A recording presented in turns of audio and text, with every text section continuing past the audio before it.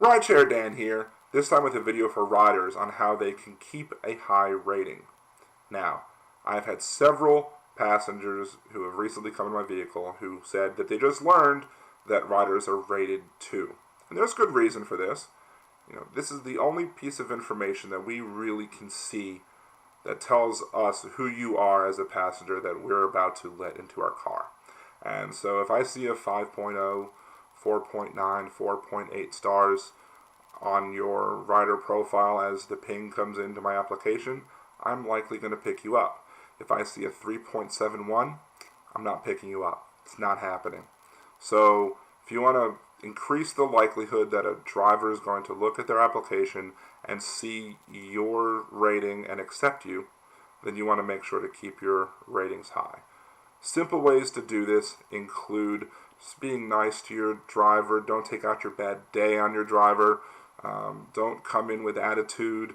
I've had some people that have had major attitudes and it's not pretty. There are sometimes people who think that their routes are better, and during Mardi Gras, for example, there was a passenger who really insisted that their way was the best one, and I had to put my foot down and say no. If we go that way, we're going to get blocked by a parade. We need to take this alternate route. So sometimes you have to trust your driver that they know the best route. And if you're really questioning that the driver took the wrong route, then absolutely, make a navigation complaint against the driver. But usually drivers are going to know the best way to get around, especially in congested situations. Don't bring alcohol into the vehicle. It's against the policies of both Uber and Lyft, and it's probably also against the law. And your driver can't always see everything that is done, and if that can get your driver pulled over, then your driver's not going to be happy with you. And if you wind up spilling alcohol in the vehicle, you're going to get assessed a cleanup fee, and you're probably going to get rated a 1. If you have somebody that you know is about to puke, maybe wait a little bit and maybe let them puke before going and taking the Uber, and make sure that they're cleaned up after the fact, because if you puke in my Uber, you're likely also going to get a 1. And there's another way. Now, I don't approve of this way of acting as a driver. I base my ratings off of just our interactions, and tips are always appreciated, but I'm not going to not rate somebody a 5 because they didn't give me a cash tip. But there are drivers who do. There are drivers who will rate less than a 5 if they don't receive a cash tip, because they don't know at the time that they're giving their rating whether or not you're going to tip them or not, unless you give a cash tip. Now, Uber and Lyft are supposed to be cashless, so I would urge drivers to not consider whether or not you got a cash tip in your calculations as to what rating you give this rider.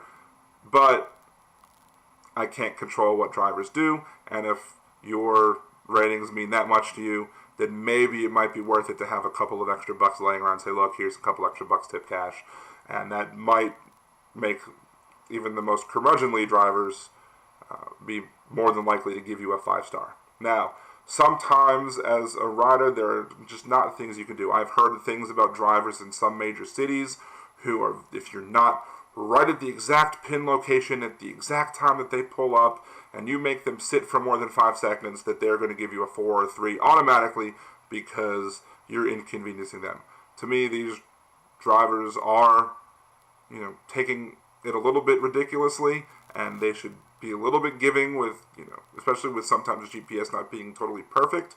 But as a rider, if you want to, again, make sure that you get picked up more efficiently, especially in some of these big cities, maybe New York, Boston, some of those other big cities that have large contingencies of Uber and Lyft drivers, you may very well want to make sure that your pin location is correct and that you call the Uber and Lyft when you need it and not when you think they might get there, because there's been several situations where I've pulled up to a passenger and they've been surprised that I was there that quickly.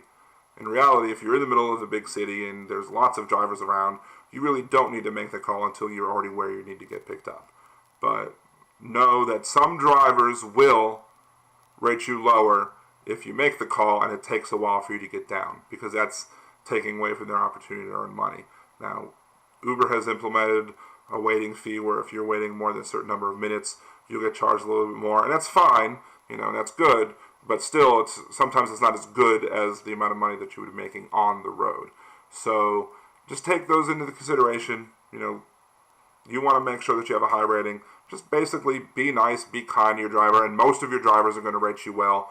If you want to go above and beyond and do those other things as a passenger, because your driver might be one of those ridiculous ones who I don't agree with, but who exist and they're there, you may want to make sure to be exactly where the pin is, be there when the driver pulls up, and maybe even consider dropping a cash tip if you want to make sure to keep that 5-star rating that you have a 5-star rating.